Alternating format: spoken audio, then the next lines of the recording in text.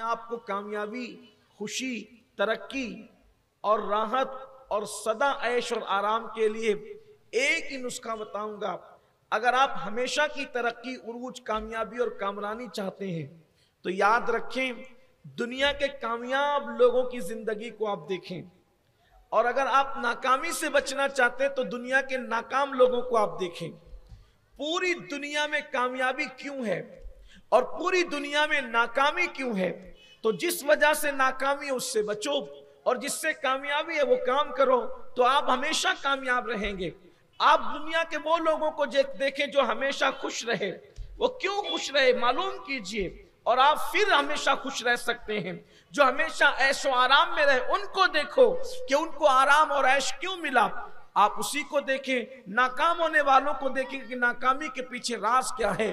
تو آپ کو بتاؤں، جب سے دنیا بنی ہے اس دن سے لے کر کے آج تک، اور انشاءاللہ آج سے لے کے قیامت تک، خوشیوں کا، کامیابیوں کا، ترقیوں کا، راحتوں کا، آرائشوں کا، آسائشوں کا سب سے بڑا راز یہ ہے کہ جس نے کسی کی دعا لی، اللہ نے دعا کی برکت سے انسان کو نعمتیں عطا کی، اور جس نے کسی سے بد دعا لی، بد دعا کی وجہ سے خوشیاں غموں میں تبدیل ہو گئی، بہاریں روٹ کر کے خزاں میں تبدیل ہو گئی، کامیابیاں ناکامیوں میں تبدیل ہو گئی۔ آئیے آج ہم اسی پہ گفتگو کرتے ہیں تاکہ میری قوم کے جوان کامیاب ہونا سیکھ جائیں۔ آپ سوچیں گے آپ کامیابی کو صرف ایک دعا پر ڈیپینڈ کر رہے ہیں؟ میں کہتا ہوں واللہ ہزاروں سال کی محنتیں انسان کو اس مقام پر نہیں پہنچاتی جہاں کسی صاحب دل کی دعا پہنچاتی ہے۔ اور اللہ اکبر، انسان کی غفلتیں جتنا انسان کو ناکام نہیں کرتی، اس سے زیادہ کسی کی بد دعا انسان کو ناکام کرتی ہے۔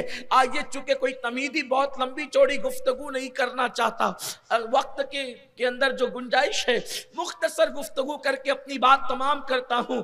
4-5 پروگرامات میں اب تک جو آپ سنتے آئے ہیں، مجھے ایسا لگتا ہے کہ شاید آج کی گفتگو جو ہے آپ کے بہت زیادہ کام کی ہوگی اگر آپ اس کو ذہن میں رکھ لیں تو۔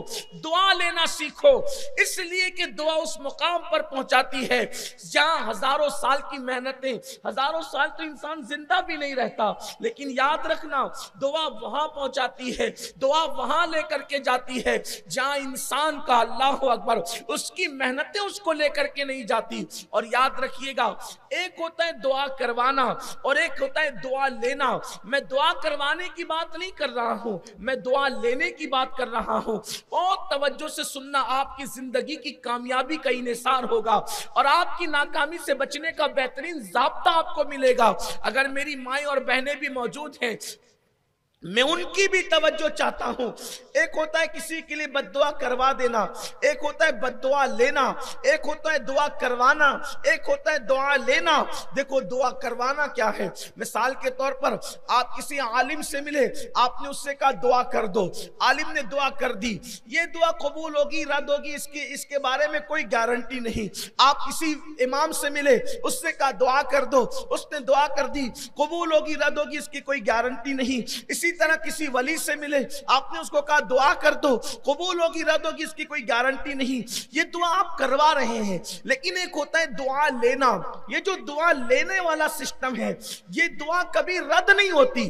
مطلب آپ کسی کے ساتھ ایسا کام کر جائیں، آپ کسی کی ایسی خدمت کر جائیں کہ آپ اس کی خدمت کی وجہ سے، آپ اس کو خوش کرنے کی وجہ سے اس کو آپ کچھ بولے نہیں، اس کے دل سے نکل جائے کہ جا اللہ تیرا یہ کام کر دے۔ اس کو کہتے ہیں دعا لینا۔